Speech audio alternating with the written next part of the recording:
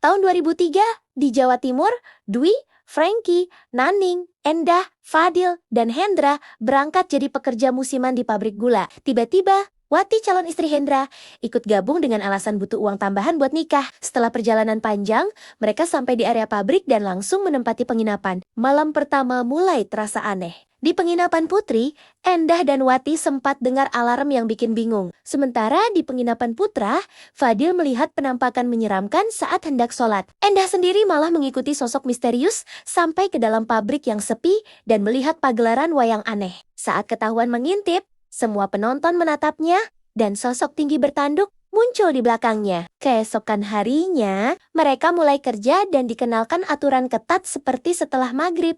Harus sudah di kamar disebut jam kuning, dan jam 9 malam dilarang keluar sama sekali atau jam merah. Endah panik karena tanpa sadar sudah melanggar aturan itu. Terungkap juga kalau dulu pernah ada kebakaran besar yang menewaskan buruh yang keluyuran malam, dan sejak itu tempat ini dianggap angker. Gangguan makin sering muncul. Endah berkali-kali melihat penampakan, bahkan melihat Rani berubah jadi sosok menyeramkan. Tak lama Rani mengalami kecelakaan misterius. Mbah Samin dan Mbah Jinah curiga itu bukan kejadian biasa, tapi ulah makhluk halus. Fadil dan Endah mulai menyadari ada sesuatu yang besar. Dari mimpi dan kejadian aneh, terungkap kalau ada yang melanggar aturan di malam pertama, yaitu masuk ke gudang terlarang.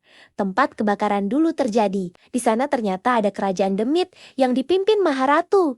Dan tempat itu sudah lama punya perjanjian dengan manusia. Masalahnya, ada yang mencuri perhiasan milik Maharatu.